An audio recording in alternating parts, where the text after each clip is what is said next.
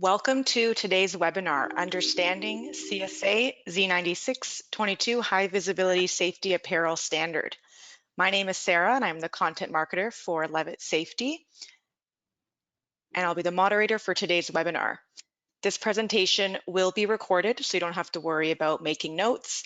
And as always, we'll send you the recording after the presentation via email. We also have some time carved out at the end for questions so that you can use the chat function in the dialog box in GoToWebinar, and we'll do our best to address them. If we do run out of time, a member of our team will follow up with you individually and provide you with an answer. So joining me today is Leslie Mullen, Market Segment Manager for Personal Safety at Levitt-Safety, and Indu Sunder, Senior Product and Quality Assurance Manager at SureWorks. She also sits on the technical committee for CSA Z96 and the ANSI ICA 107 standards. So let's get started. I'll pass the mic off to Leslie, who will briefly introduce what we'll cover today. Great, thanks Sarah, and thank you everyone for attending today. We're really thrilled to bring you this first webinar of 2023 that focuses on CSA Z96 standard, and very happy to have such an industry expert such as Indu to take you through the key elements of this standard and help you with compliance and ultimately provide you the information to mitigate risk and increase worker safety. And now I'll pass it over to Indu to start the webinar. Right, thank you, Sarah and Leslie. And good morning or afternoon, everyone, and welcome to today's presentation. So I'd like to get started with this disclaimer. So the information I'm about to present today is not a complete account of all the changes made to the CSA Z96 22 standard. And the views presented here are those of the presenter and do not necessarily reflect the views of CSA Group. You are advised to consult CSA Group and the published 2022 edition of the CSA Z96 standard for formal interpretation. And you can purchase a copy of this standard by going to www.csagroup.org, and you can visit this website for more information about CSA Group. Levitt-Safety, SureWorks, and myself don't assume any liability for the information provided in this presentation. Right, so the CSA Z96 22 is the high visibility safety apparel standard.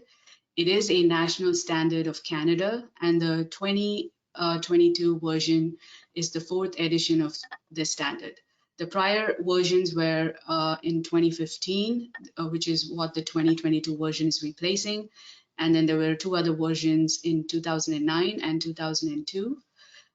This standard is designed to be in technical harmony with ANSI ICA, which is the American High Visibility Safety Standard, and ISO 24701, which is an international high visibility standard. And the focus of this standard is on the performance of retroreflective and background materials incorporated into garments intended to provide the wearer with increased conspicuity under both well-illuminated and low light or dark environmental conditions. So let's start with why do we need high visibility apparel? We need high visibility apparel when working in low light and or poor conspicuity or conspicuousness, working around moving vehicles, cars, trucks, or other machinery, traveling under their own power, such as forklifts or backhoes, HVSA or high visibility safety apparel, and I'll be using this acronym throughout the presentation. So HVSA helps improve the reaction time of drivers from further away as worker visibility is improved by high color contrast between clothing and the work environment against which they are seen. So in terms of high visibility safety regulations, there are several regulations that come into play, and regulations can vary from province to province and territories.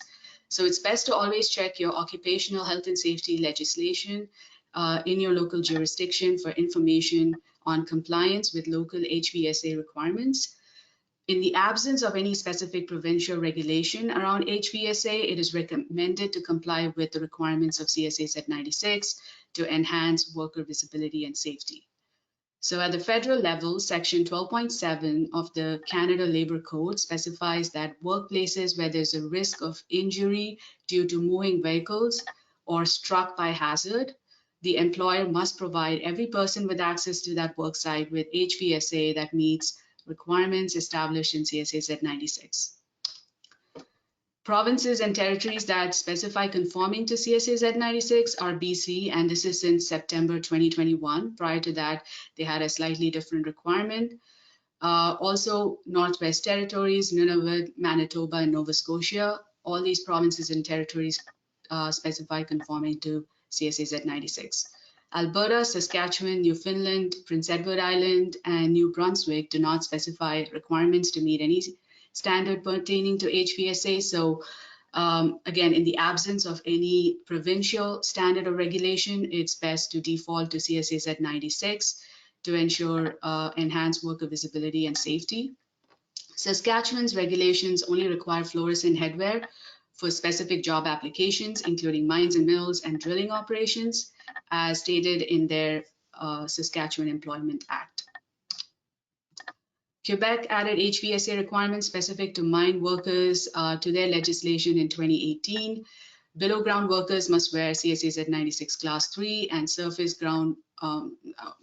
workers should wear Class 2 or Class 3, depending upon the hazards in their environment. Yukon and Ontario have some of the most extensive regulations pertaining to HVSA. Yukon has 3 levels of HVSA coordinating with 3 specified levels of risk, ranging from level 1, requiring the highest level of visibility, and level 3, requiring the lowest level of visibility. So level 1 is the highest in the Yukon provincial legislation. However, in CSA, correspondingly, if you were to look at the classes, Class 3 is required for the highest level of visibility, and Class 1 is for the lowest level of, or provides the lowest level of visibility. And Ontario specifies using CSA Z96 for high visibility safety apparel on industrial sites. So the Occupational Health and Safety Act in Ontario, when it comes to traffic control or construction projects that requires garments to be worn around vehicular traffic, specify that the garment needs to be fluorescent blaze or international orange in color, has a 50 millimeter wide retroreflective fluorescent yellow vertical stripes on the front and X on the back.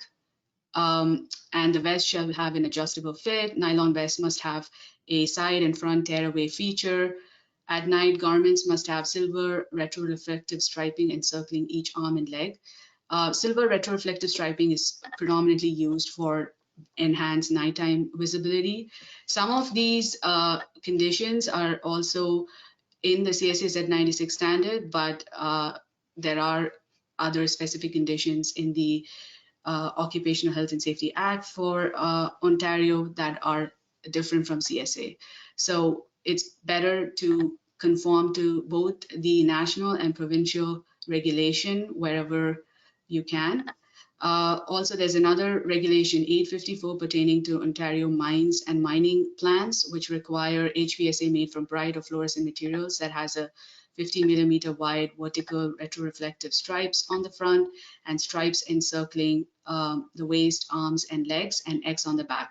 This requirement aligns pretty much with CSA Z96, and they also suggest as a default to conform to Class 2 or 3 garments, and that is offered as a guideline to what workers should be wearing in mining areas. All right, so when to wear high visibility apparel. So high visibility apparel needs to be selected based on legislative requirements, as we just discussed, and also risks associated with the job function. So hazard assessment needs to be conducted to determine if there is a struck by hazard from moving vehicles or the working environment. And CSA Z96 standard provides a template on how to select HVSA, which includes hazard assessment.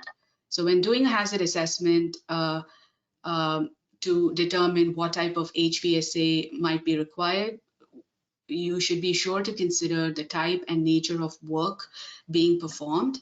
So is the worker or mobile equipment interacting? Are they coming? Is there potential for them to come in contact? Are workers controlling traffic or interacting with the public? Do workers need to be visually identifiable from others in the area? Potential exposure to heat or flames may come into play. Work conditions such as indoor or outdoor work, temperature, work rates, traffic flow, traffic volume, visibility, etc.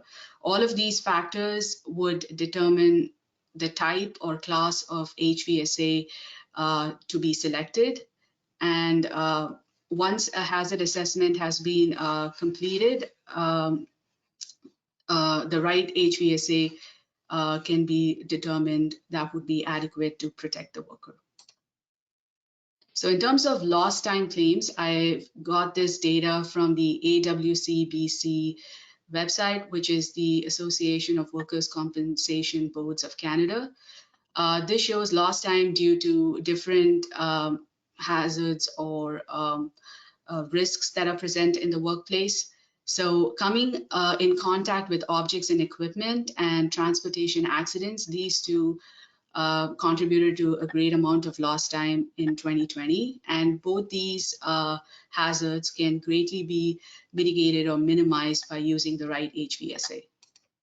Also, in terms of fatalities, this is, again, data from 2020, and this is by industry. So industries such as construction, manufacturing, transportation, and warehousing all had high number of fatalities. And again, these industries greatly use and benefit from HVSA, and making sure a hazard assessment was conducted and all risks identified and the right HVSA prescribed to the workforce ensures that any kind of risks to the worker or leading up to fatalities can be eliminated or minimized. All right, moving on to classes, and I know classes come up really often, and most of you must have some kind of understanding or at least have heard classes being used in the context of HVSA. So class 1 is recommended for low risk hazards. So it is suitable for less complex work areas where workers are separated from car and truck traffic.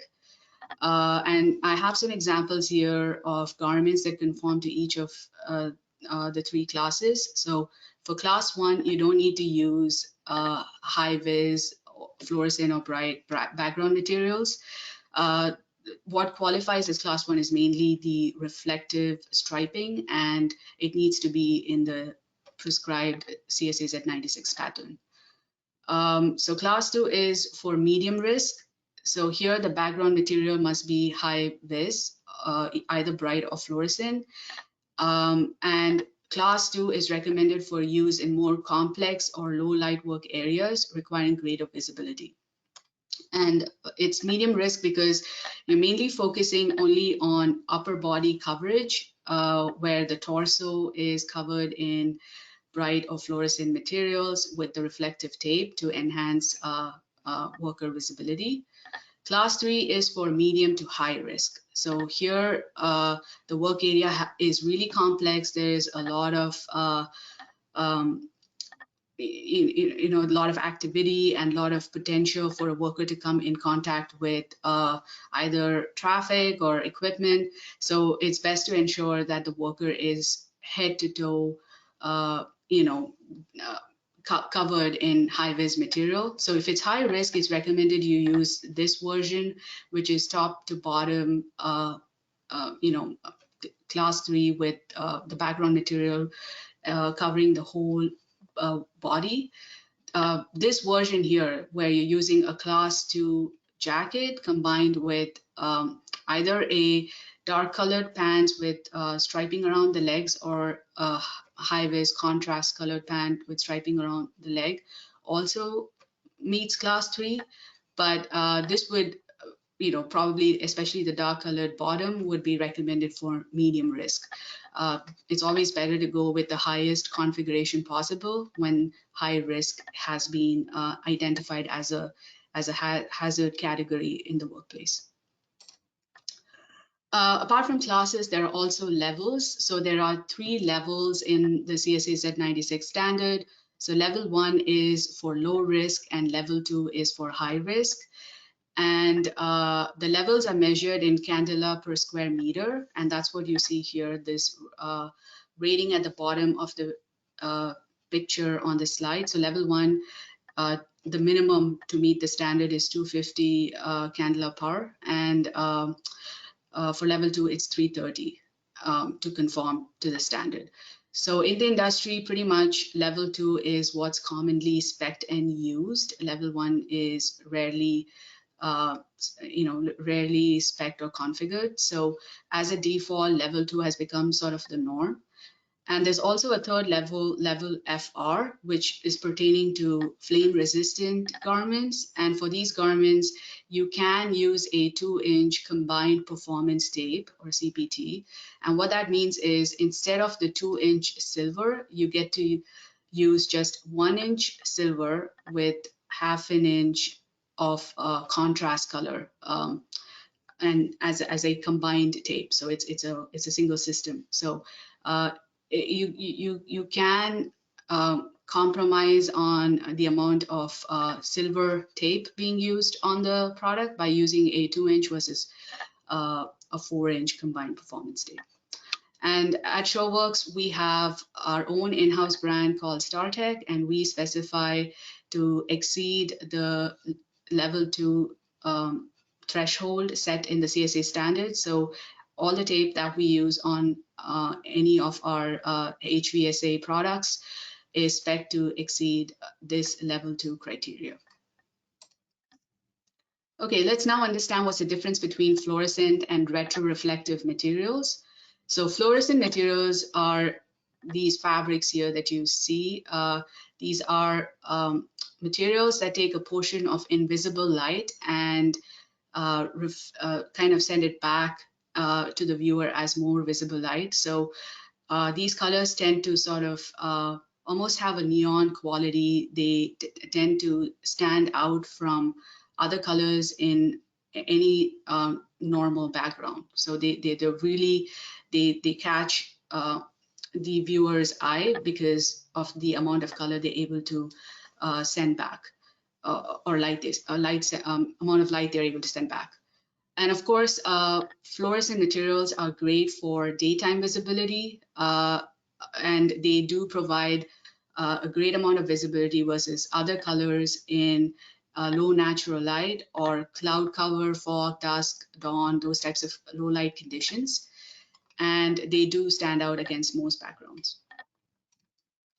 Whereas retroreflective material is in reference to the silver trim or reflective tape used on the garment or HVSA. Retroreflective material is created to return the light back to the source. So it sends so when you shine a light on a reflective tape, it sends the light back to the source, and thereby it becomes really visible in really low to no light conditions, like dark conditions. So fluorescent materials are really good for daytime visibility, and retroreflective materials are great for nighttime visibility, especially if there's a source of light, like a beam of light coming from a moving vehicle being shined on a retroreflective material. It's very easy to see from a great distance that there is a person present in that area, and allows for the driver to have a greater reaction time to be able to stop and avoid contact with anybody that's up ahead from them. All right, so color is an important factor in the CSA Z96 standard, and there's lots of tests around color in the standard. So the two main tests are as received. So the fabric is tested as is, and then it's exposed to xenon light and then tested after exposure. So those are the two primary tests that you need to meet the standard. There are other tests, however, that are also required to be in conformity with the standard. So just meeting these preliminary tests doesn't mean you meet the standard. So color fastness to light, crocking, perspiration, these are required tests. Dimensional changes of fabric, bursting strength, this is used for the strength of knit materials, and then tearing strength, which is used for woven materials. So all these tests are required.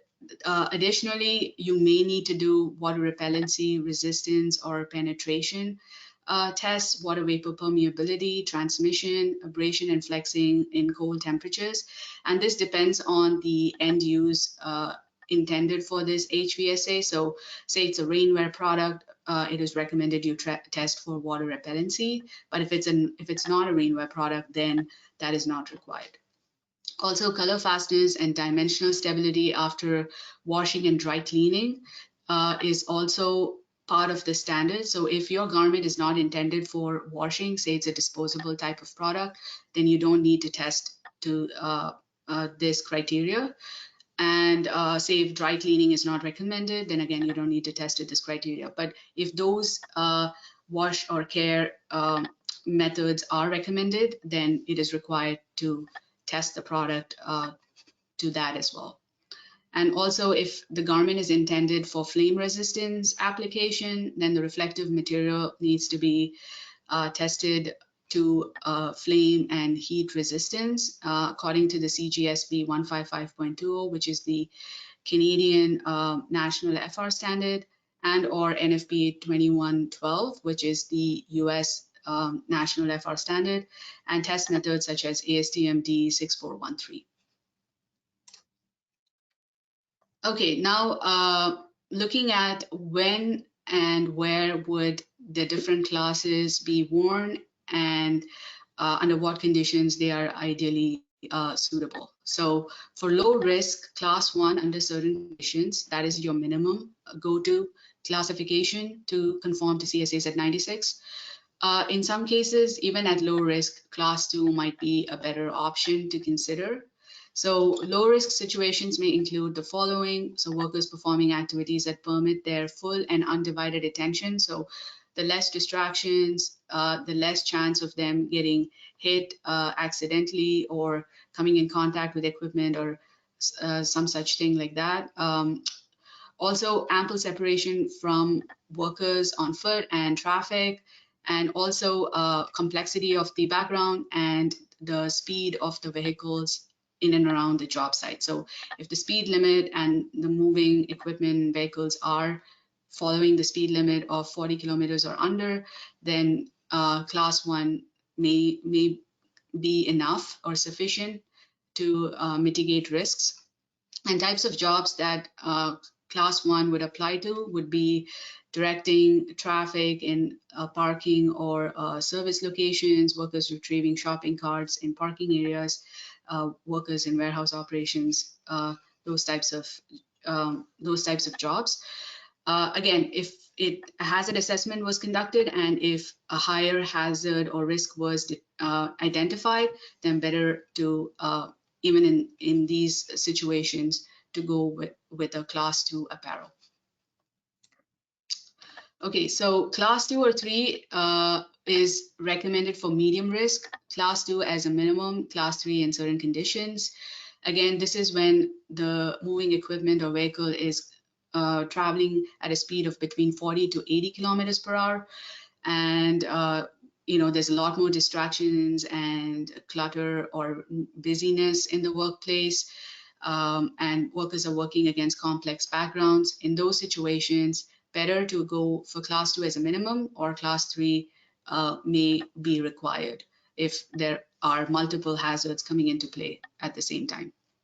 Again, types of jobs where class 2 would be ideal, or perhaps class 3, is roadway construction, utility, forestry, railway workers, manufacturing plant or mill workers, survey crews, school crossing guards, parking and toll gate workers, etc. And these are some illustrations from the CSA Z96 standard that kind of show us an example of what a class 2 garment could be.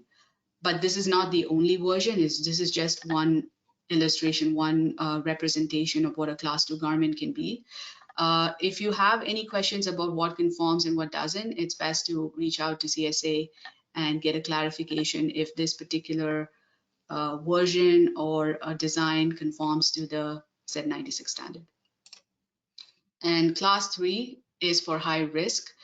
Again, class 2 may suffice in certain conditions for daytime use strictly, but for low light and day and nighttime conditions, it's best to go with class 3. And class 3, as I mentioned, offers full body coverage. So it's head to toe and or basically neck to toe. And this is when vehicles are traveling at a speed of greater than 80 kilometers per hour. So the reaction time for the vehicle operator or the equipment operator is much smaller. So it's best to give them enough time to react by making the worker as conspicuous as possible.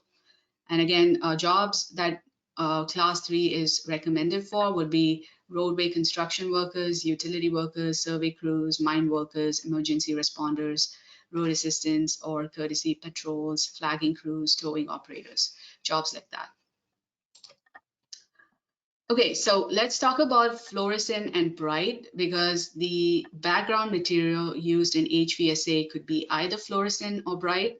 So if it conforms to one of these 3 colors in table 2 of the CSA Z96 standard, then it would be fluorescent, and there are coordinates that is plotted in the color graph, and the color that this particular color that we are trying to determine is fluorescent or bright needs to conform within those coordinates. If it's outside of that coordinate, it may visually appear fluorescent, but it still doesn't meet the standard. So chromacity is the quality of color independent of brightness, and luminance is the amount of light emitted passing through or reflected from a surface. So the amount of light emitted back is higher for fluorescent colors than bright colors. So fluorescent colors appear more neon-y and more vivid and vibrant versus bright colors. So bright colors would be colors that are any of these 2 colors in that conform to the requirements in table 3. And again, the luminance factor is different between fluorescent and bright. So for fluorescent colors, you need a higher luminance for the same color. So fluorescent yellow-green has a higher luminance, 0.70, versus bright yellow-green, which only requires a 0.38 to meet the standard. And similarly for fluorescent orange-red, it's 0.40 versus bright orange-red is 0.17.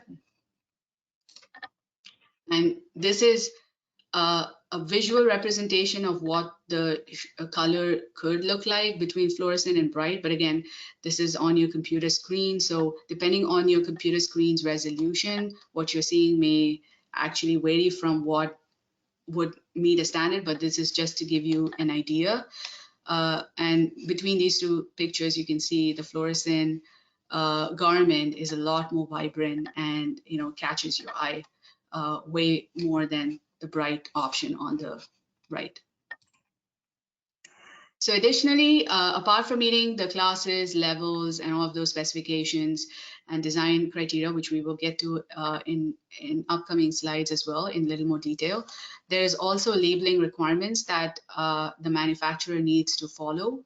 So basically, these conditions should be addressed on the labeling. So the name, identification of the manufacturer, designation of the product, what type of product is it a coverall vest, and any commercial name or code that identifies the manufacturer, the sizing of the product, or what is it a small, medium, large, the sizing designation. And also in the 2022 version, it is specified that the type of background material used, whether it's fluorescent or bright, be identified. So you can't just say it's CSA Z96 22 class 3. Is it a fluorescent class 3 or is it a bright class 3? That needs to be identified and clearly specified on the label. And in terms of logos and name tags, this comes up a lot from end users in terms of what conforms with the standard and what is permissible. So to meet the standard, any identification badge must be smaller than 105 centimeters squared, and if it is on the front of the garment, can only cover about 25 centimeters squared of either or both vertical stripes. So something like this, again, I'm not sure what the sizing of this label is, but something like this could make the garment non-compliant with CSA Z96. And if the ID badge is on the back, it should not cover any part of the striping whatsoever. So it's like it should basically not encroach on the reflective striping at all. So printing a big sort of logo on the striping or identifying what type of activity this your personnel is going to be performing on the striping is a strict no-no. So something like this is non-compliant. And you should make sure that the reflective tape or pattern is not obscured and there are no gaps wider than 50 millimeter on any part of the tape. So these things need to be taken into consideration. I know a lot of companies and end users would like to have their branding or logo on the product, but if your goal is to be in compliance with CSA Z96, it's best to verify the sizing of your logo and make sure that you're not making the garment non-compliant by putting on a logo that's too big or obscuring the reflective tape pattern. So to get into a little more detail about what meets the CSA Z96 standard, so basically there should be no gaps greater than 50 millimeters, as I just said, and this is cumulatively. So there could be two small gaps, but as long as they're under 50 millimeters, it's fine. Horizontal tape must encircle the waist, so there should be no gaps. It should be a continuous and tape going around the whole waist. So one tape can't be higher and the back tape can't be dropped down, for example. And the tape has to be positioned plus or minus 50 millimeter from the wearer's belly button.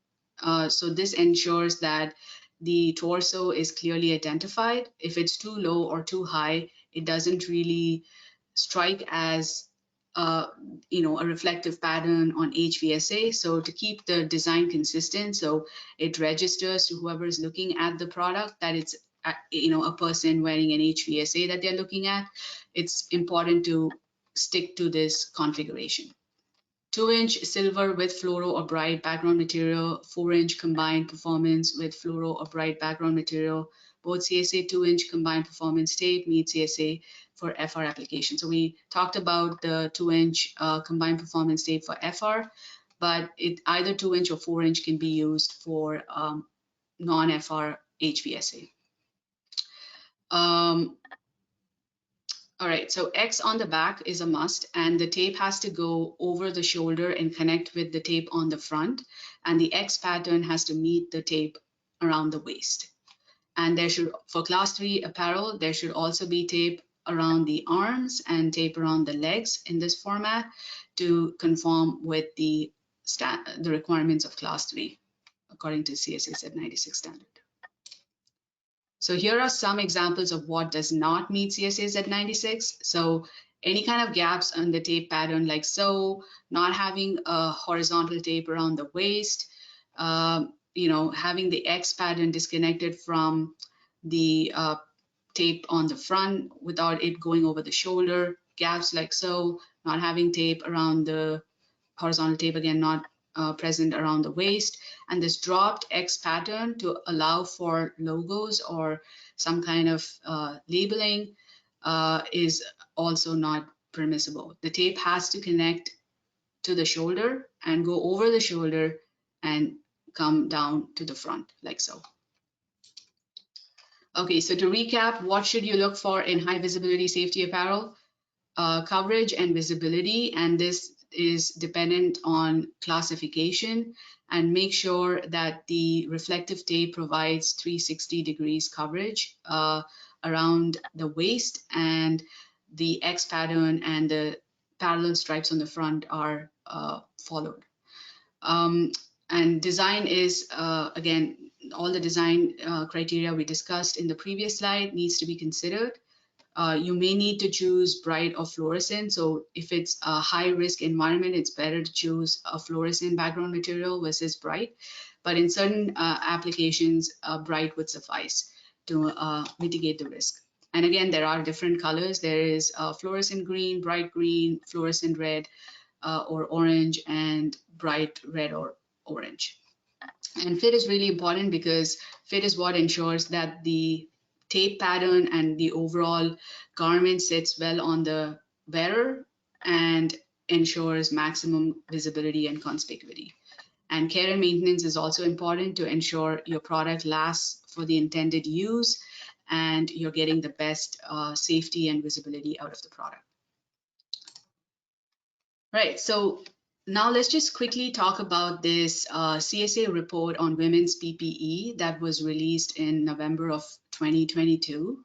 And this report is a very extensive report done on the differences in PPE that is available to men and women, and sort of the lack of sufficient PPE for women. So in this, to inform the findings in this report, about 3,000 Canadian women were surveyed and their responses were computed to determine the findings and likely gaps in the PPE available to women. So of the 3,000 women surveyed, these were the results of some of the key issues or problems that women identified with the current PPE available to them. So about 50% said the PPE does not fit properly, and about 43% said it's uncomfortable to wear, and about 35% said that the selection for women's specific PPE is inadequate. So obviously a majority of women do not even find proper fitting PPE of the women that were surveyed. And to try and address this, women are paying out of their own pocket to source PPE that fits them better or that is specifically designed for them, or they're modifying the PPE to suit their needs and comfort. So PPE of the wrong size was worn by women by about, up to about 58% of the time. And there were also situations where the required PPE at work was not available, or there were issues with fit, and this was reported by 28% of the women surveyed, and about 38% of the women use workaround to make their PPE fit.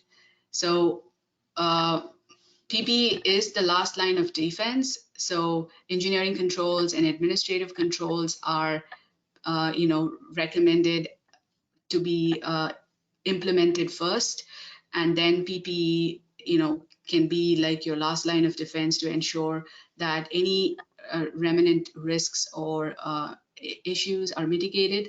However, PPE is also the most easy and accessible form of safety available to workers, and ensuring that all workers have the right PPE and PPE that fits them is really important to ensure their working comfort, their them feeling included and having equity in the workspace, and also enhancing their safety.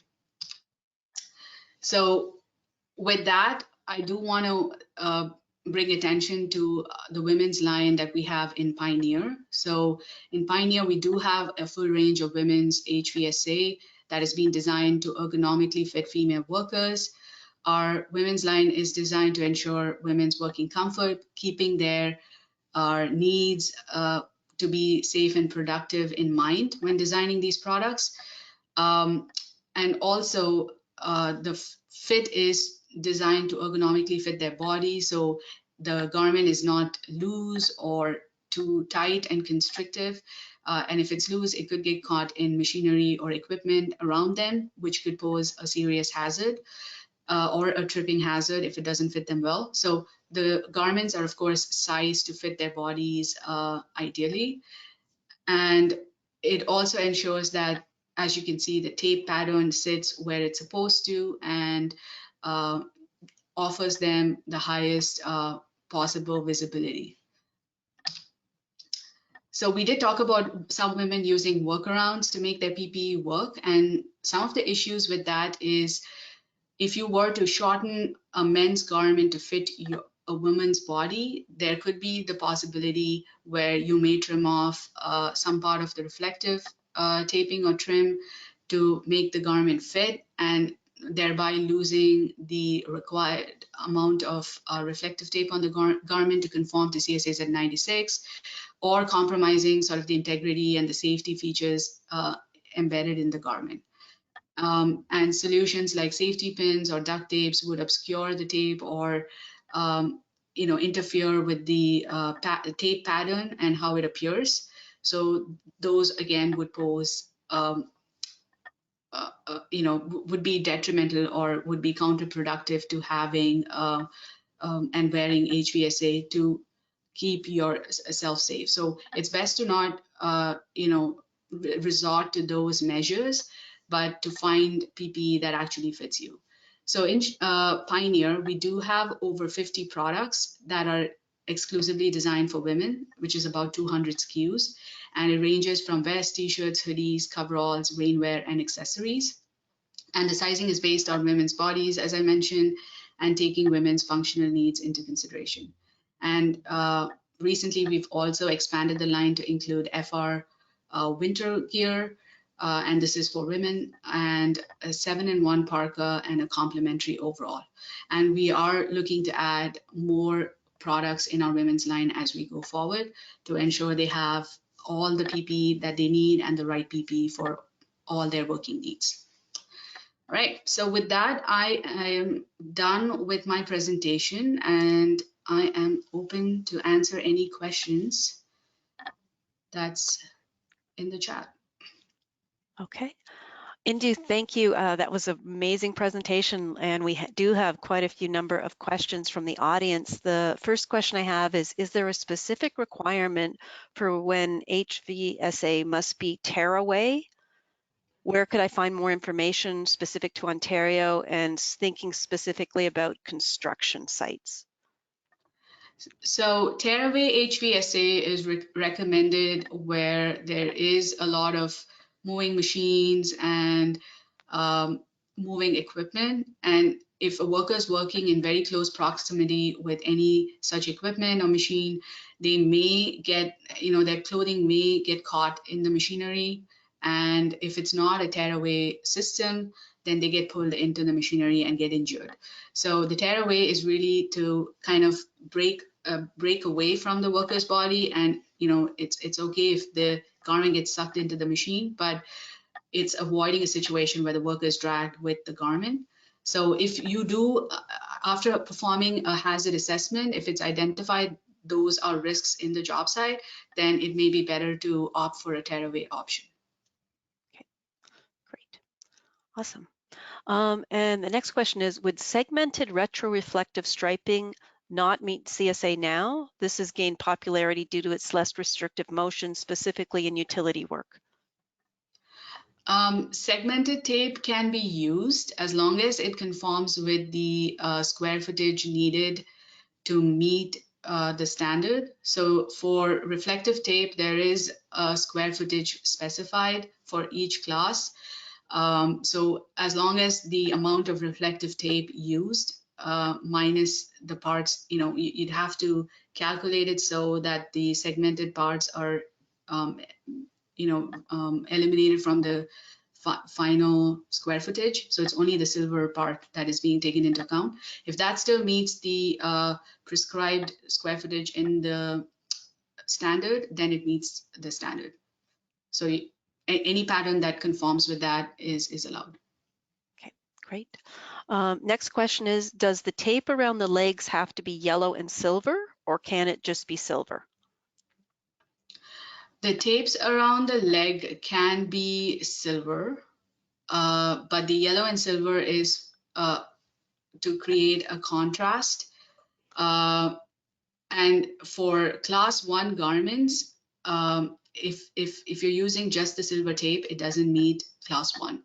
For class 1, there is a minimum requirement of fluorescent material that is needed on the garment. So if you're using a non-fluorescent background material like black or navy, let's say, and a 2-inch silver tape, then the 0.14 meter squared of fluorescent material that is required on class 1 is not being embedded on the product. So adding contrast bands is an easy way to ensure that that requirement is also incorporated. So that's why typically you see contrast bands. But if you're able to input that into the garment in some other form, then maybe we can get away with a 2-inch silver tape only. And it's best to, and if there is an alternate design or a design out of the norm that is being considered, it's best to check with CSA and make sure that they, verify that that design or configuration is indeed compliant. Okay. Next question is, it looks like the standard still doesn't specify separate bright colors around the reflective tape. Bright fluorescent background with one color tape, is that still okay? I'm not sure I understand the question. So bright fluorescent background with one, like just the silver tape? I believe so, yeah. One color tape still okay. So I think they're referencing just the silver tape, like one color versus the multiple color.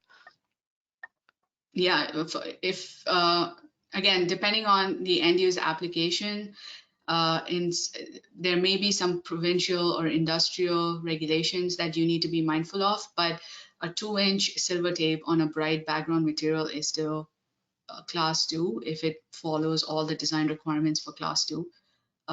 You could use a 2-inch silver tape and that would still be class 2. Okay, great. And then I had a question in terms of the data that you showed, public administration in the data on fatalities. Do you know if it includes police and emergency services? I'm not sure if that's something you'd have readily available or we need to follow up after the fact on that. No, I'm not sure if police or emergency services was included in the data. It was by industry. Okay. So perhaps services weren't included. If it wasn't as a specific line item in the in the chart that I shared, then it likely wasn't included. Okay, perfect. Next question is, when should you retire high visibility apparel? That's a great question. So high visibility apparel, it's different from apparel to apparel and the intended use of the apparel. So there are disposable HVSA that should be retired after 1 use. And then there are limited use HVSA that can be used for a few uses, like more than 1 use, maybe 5 or more uses. And then there are some created for long-term use. And it really depends on the types of materials used to build these products.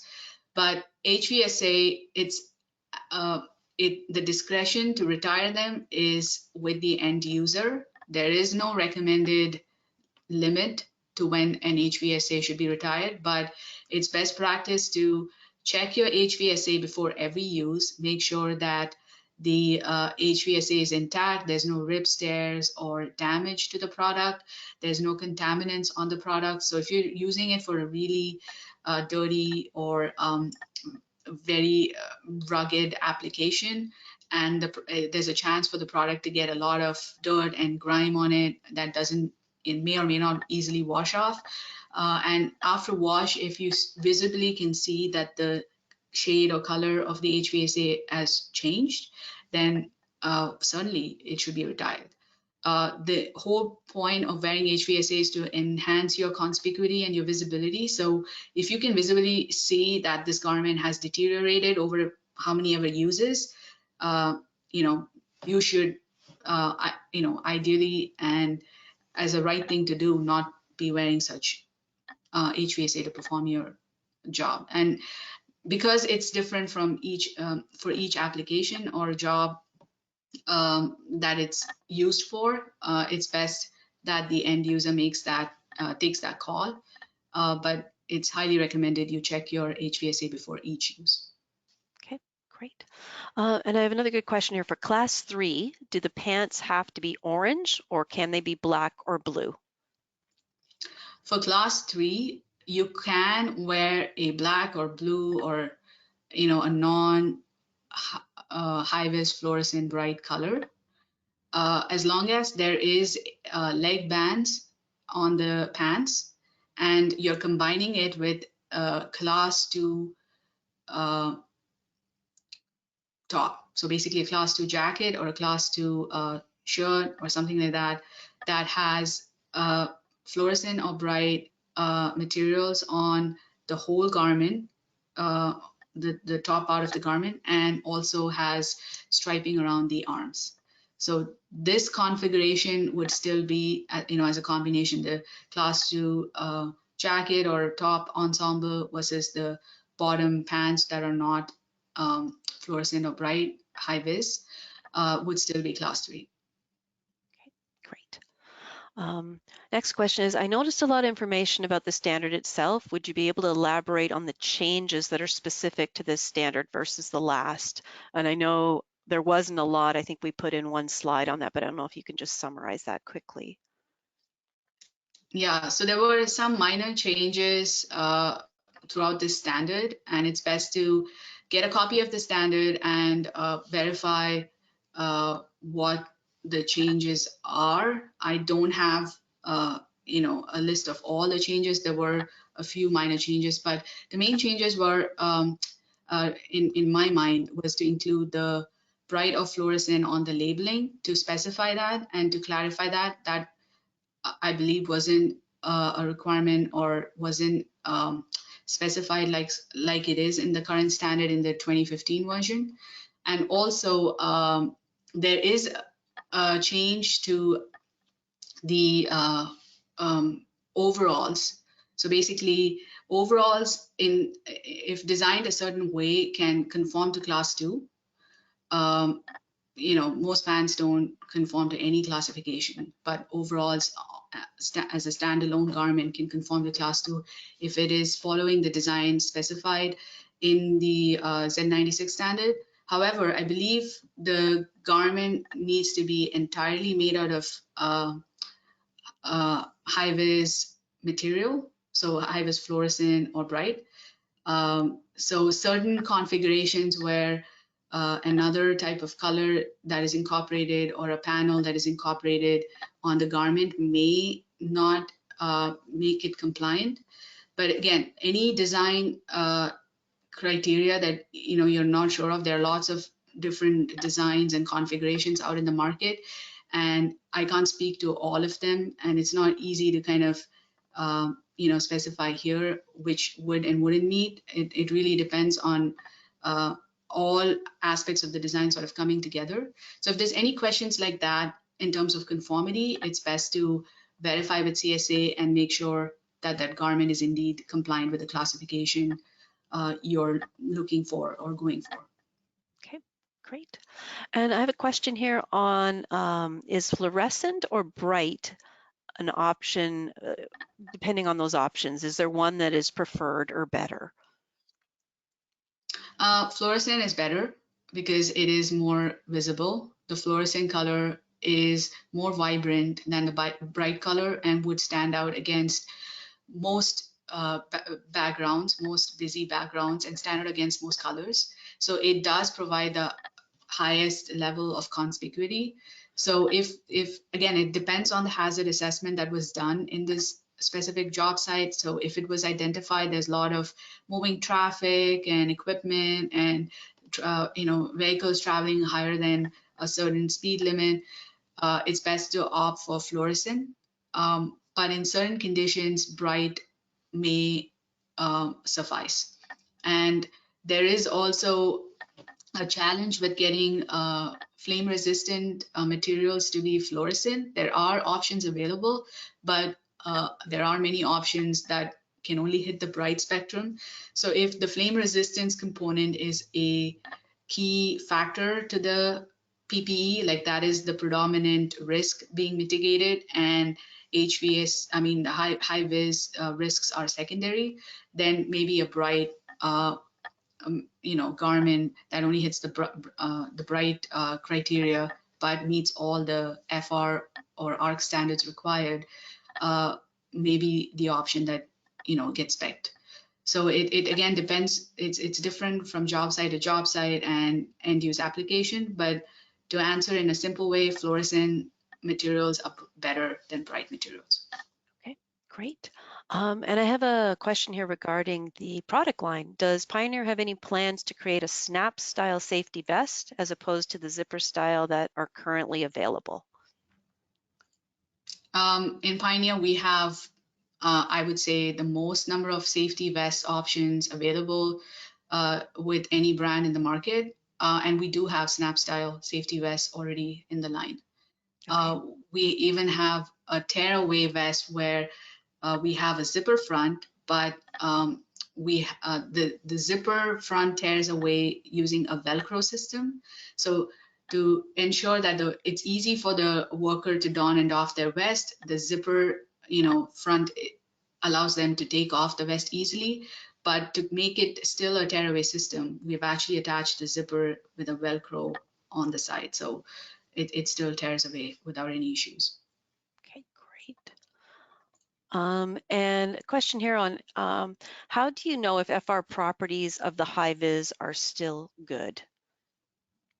Are there any recommendations there? I know we usually ask people to check their garments each time they're using them, but.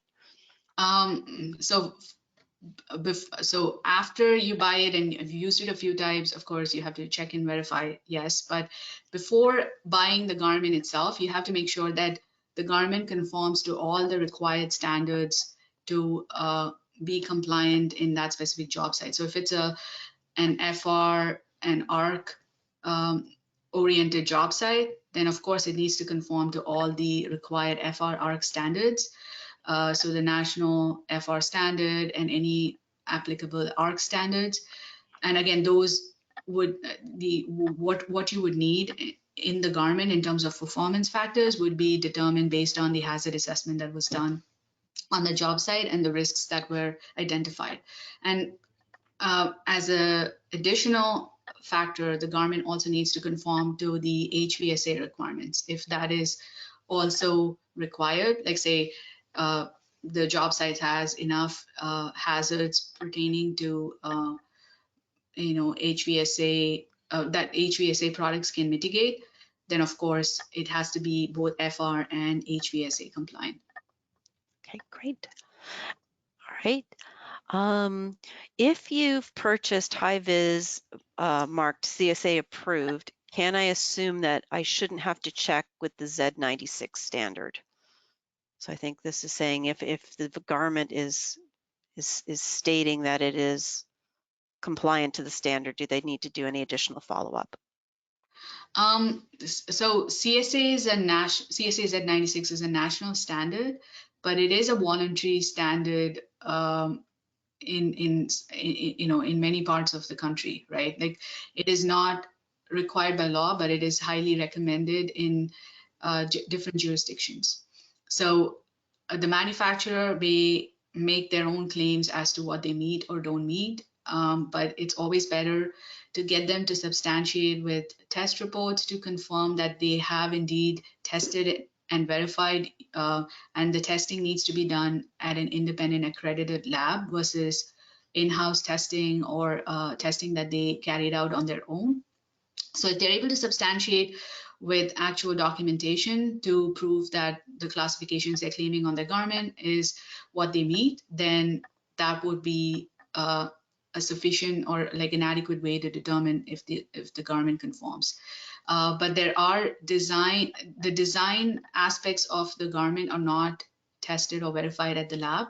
So any changes to the design or any modifications to the design, like the tape pattern that needs to go on the garment, if there are those considerations that you are concerned about, then in those cases, it's best to verify with CSA if that configuration meets the standard. But as an additional thing, it's also best to get the manufacturer to provide testing reports and documentation to confirm it does. Okay, great. And we have time for one last question. Is there time limit to comply with the new standard? So the new standard is in effect. So you should be complying. Any new garments created or any new garments coming into the market should be compliant with the new standard if they are intended for high visibility safety and those applications. So officially the standard is already in effect, right? So unless if you are using the previous version, then there may be I mean, there would be garments in the market that are still conforming to the previous version, but ideally they should all be conforming to 2022. In terms of time limit, the standard came out sometime last year. They do give some time to roll over to the new standard, but most manufacturers or all manufacturers should be looking at rolling over to the new version as quickly as possible. And as soon as the new version becomes official, any accredited lab would no longer be testing to the old version or verifying the requirements in the old version. So the 2015 version will no longer be relevant. So they are all looking only at the 2022 version. So if the product is claiming the 2022 version, ideally it should be tested to that new version to make those claims. Okay, great. Thank you. All right. So thank you, Leslie and Indu, for a very informative presentation, and thank you to everyone else for taking the time to be with us today. That concludes this webinar, but before you go, I want to remind everyone again that we will be sending this recording, so look for that in your email. And if you have any additional questions or want more information on high visibility apparel, please get in touch with your Levitt-Safety sales representative, who will be happy to develop a program with you. Have a great afternoon and stay safe. Thank you, everyone. Thank you.